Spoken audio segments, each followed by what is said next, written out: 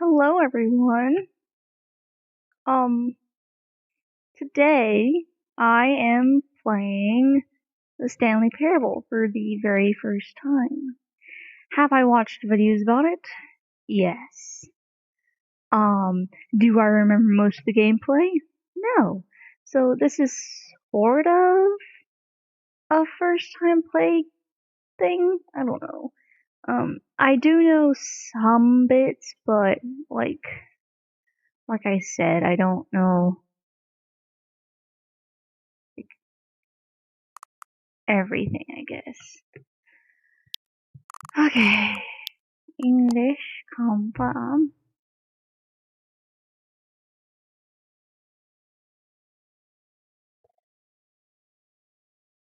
Is never the end. This is the story of a man named Stanley. Stanley worked for a company in a big building where he was employee number 427. Employee number 427's job was simple. He sat at his desk in room 427 and he pushed buttons on a keyboard. Orders came to him through a monitor on his desk, telling him what buttons to push, how long to push them, and in what order. This is what employee 427 did every day, every month, of every year. Although others might have considered it soul-rending, Stanley relished every moment that the orders came in, as though he had been made exactly for this job. And Stanley was happy. And then one day, something very peculiar happened. Something that would forever change Stanley. Something he would never quite forget. He had been at his desk for nearly an hour when he realized that not one single order had arrived on the monitor for him to follow. No one had showed up to give him instructions, call a meeting, or even say hi. Never in all his years at the company had this happened, this complete isolation. Something was very clearly wrong. Shocked, frozen solid, Stanley found himself unable to move for the longest time. But as he came to his wits and regained his senses, he got up from his desk and stepped out of his office.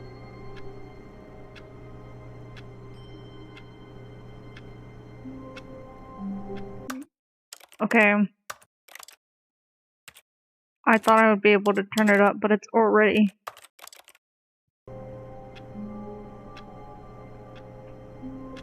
Yeah, that's good. Dang, you're fast.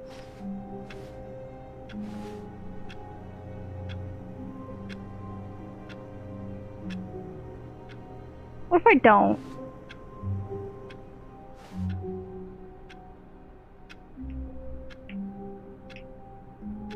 Oh yeah, by the way, I'm gonna be following his orders. This time I'm not going to be, doing like the secret endings and not following his orders. And if y'all want to see the other like gameplay stuff, then all of his co-workers were gone. What could it mean? Stanley decided to go to the meeting room. Perhaps he had simply missed a memo. Yeah, if you want to see... No matter how hard Stanley looked, he couldn't find a trace of his co-workers. Let me stay still. Yeah, if y'all want to see more gameplay stuff, then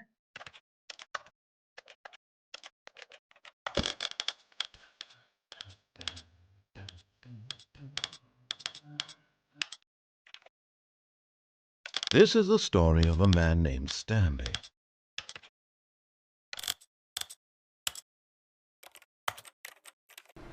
okay, yeah.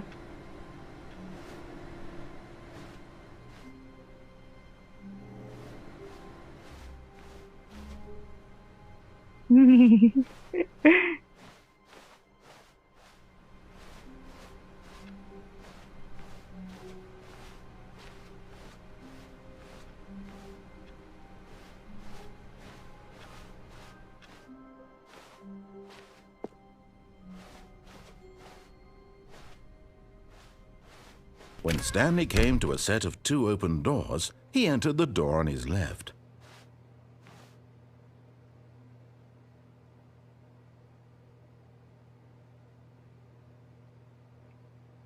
Which side?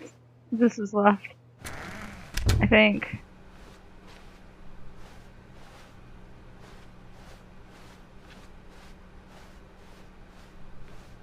Yet there was not a single person here either. Feeling a wave of disbelief, Stanley decided to go up to his boss's office, hoping he might find an answer there. I didn't know that was gonna change.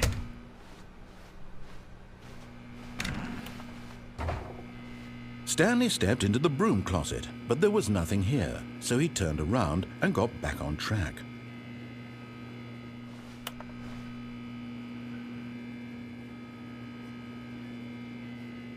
There was nothing here. No choice to make, no path to follow, just an empty broom closet. No reason to still be here.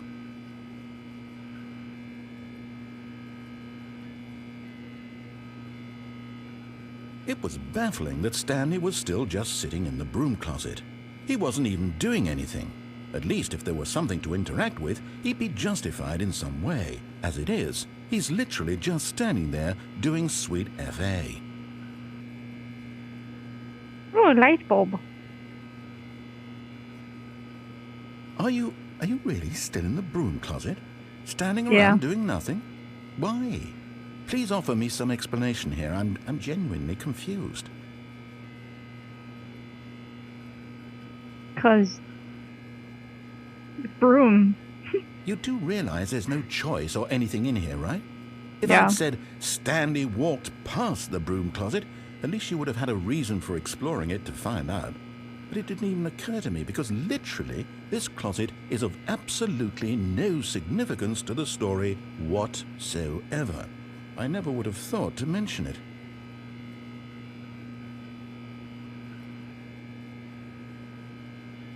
Maybe to you this is somehow its own branching path. Maybe when you go talk about this with your friends, you'll say, "Oh, did you get the broom closet ending? The broom closet ending was my favorite." I hope your friends find this concerning. Lucky for you, I don't have any friends. Stanley was fat and ugly and really stupid. He probably only got the job because of a family connection. That's how stupid he is. That or with drug money. Also, Stanley is addicted to drugs and hookers.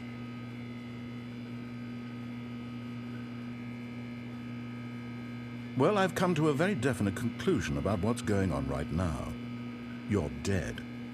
You got to this broom closet, explored it a bit, and were just about to leave because there's nothing here, when a physical malady of some sort shut down your central nervous system and you collapsed on the keyboard.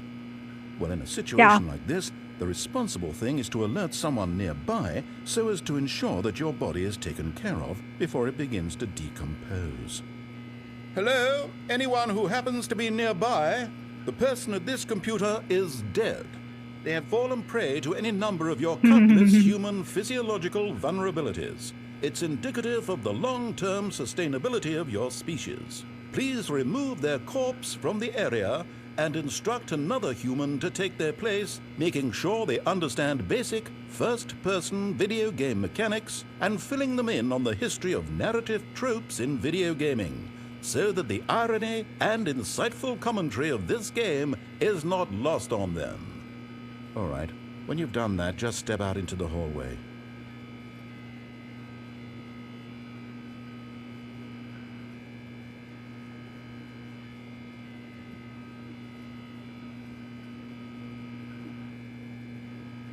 Ah, second player. It's good to have you on board. I guarantee you can't do any worse than the person who came before you. I'm the same person. Coming to a staircase, Stanley walked upstairs to his boss's office. Yeah, I was about to say, I want to go downstairs, but it's red and dark down there, so no. The void! Oh, that actually hurt my eyes.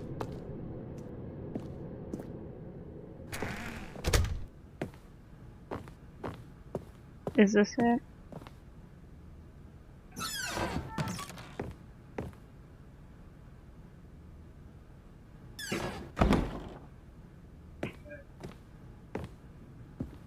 Computer?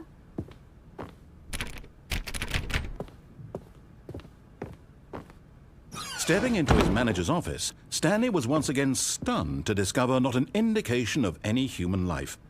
Shocked, unraveled, Stanley wondered in disbelief who orchestrated this, what dark secret was being held from him.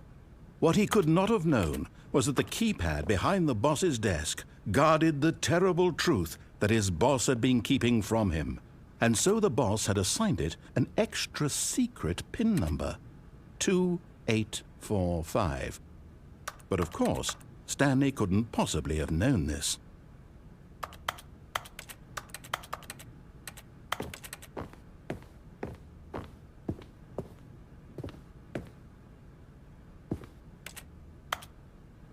Stanley just sat around twiddling his thumbs. Trying to input anything on the device was useless, since he could never possibly know that the combination was 2845. Oh, 2845.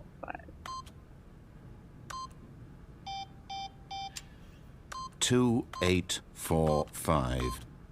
Yeah. Yet incredibly, by simply pushing random buttons on the keypad, Stanley happened to input the correct code by sheer luck. Amazing. He stepped into the newly opened passageway.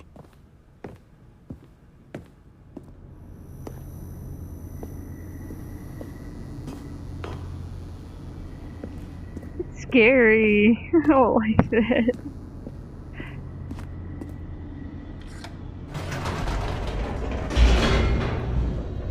Elevator good.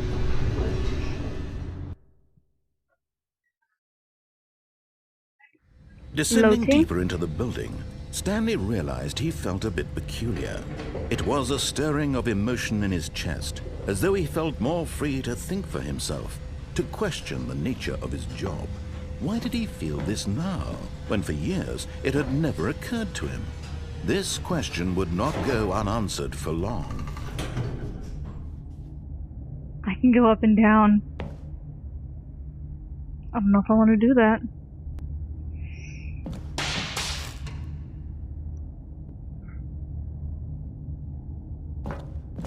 Oh, crap.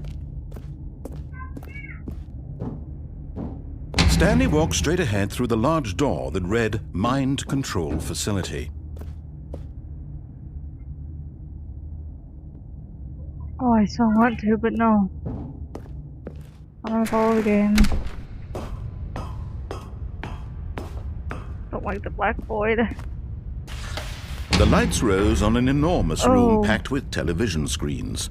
What horrible secret did this place hold? Stanley thought to himself. Did he have the strength to find out?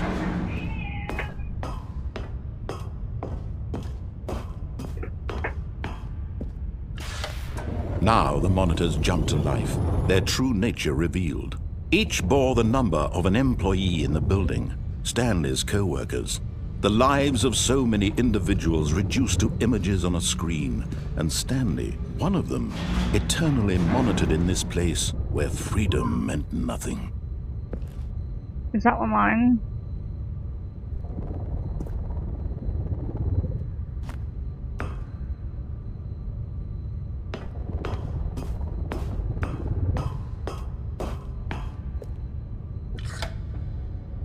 This mind sure I'm control facility, 47. it was too horrible to believe. It couldn't be true. Had Stanley really been under someone's control all this time? Was this the only reason he was happy with his boring job? That his emotions had been manipulated to accept it blindly?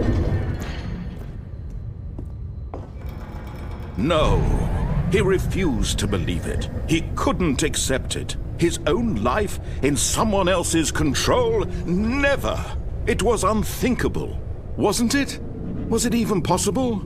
Had he truly spent his entire life utterly blind to the world? But here was the proof, the heart of the operation. Controls labeled with emotions, happy or sad or content. Walking, eating, working, all of it monitored and commanded from this very place. And as the cold reality of his past began to sink in, Stanley decided that this machinery would never again exert its terrible power over another human life. For he would dismantle the controls once and for all.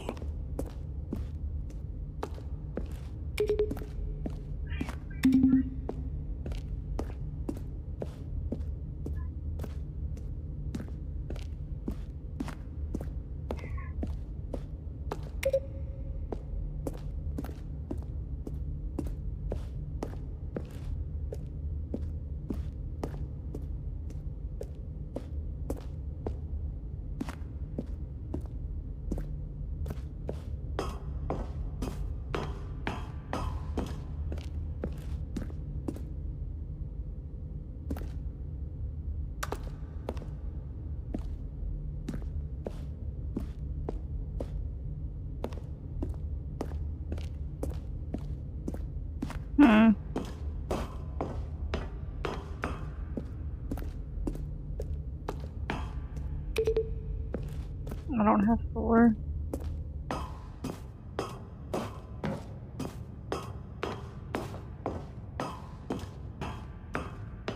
And when at last he found the source of the room's power, he knew it was his duty, his obligation, to put an end to this horrible place and to everything it stood for. Oh, I don't like that.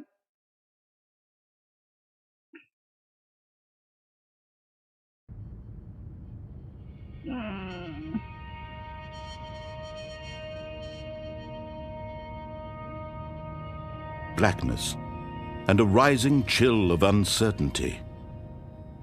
Was it over? Yes! He had won! He had defeated the machine, unshackled himself from someone else's command. Freedom was mere moments away.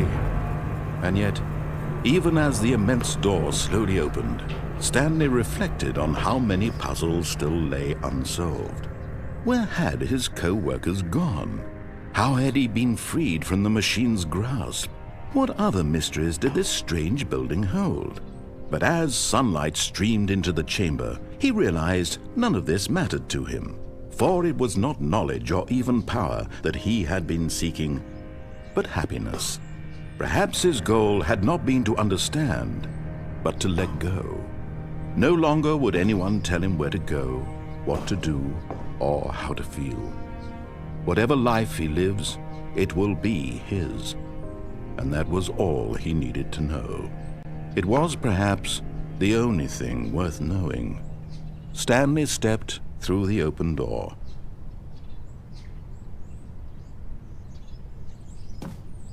Stanley felt the cool breeze upon his skin, the feeling of liberation, the immense possibility of the new path before him.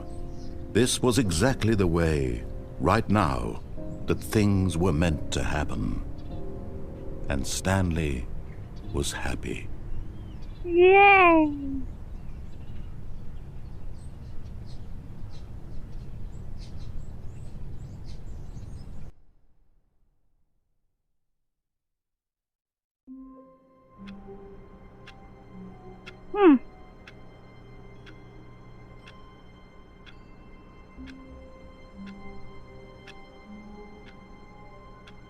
I wonder.